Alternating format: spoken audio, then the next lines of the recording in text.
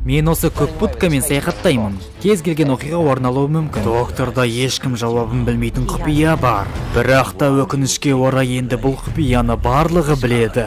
Сендер осы будкамен қалауларынша саяхаттай аласыңдар. Бірақ та үйлеріне қайтқан кезде шайларын бәрібір ысып тұрады. Қойлыбай Нұрсұлтан тайырылып ұсынады. Мені сағындыңдар ма? Сіздер бұл әлемде жаңа нәрсені байқаған кезде бұлай болуы мүмкін емес дейсіздер. Бұл шынымен де өте біртүрлі. Бұл жарылғыш. Бұл будка TARDIS деп аталады. Мен осы арқылы уақыт пен кеңістік арасында саяхаттаймын. Себебі бұл уақыт көлігі.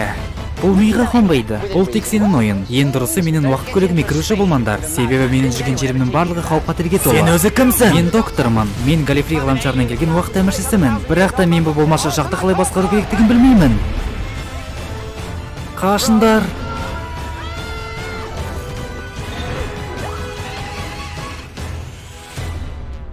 Мен доктормын. Және мен қорқып тұрмын.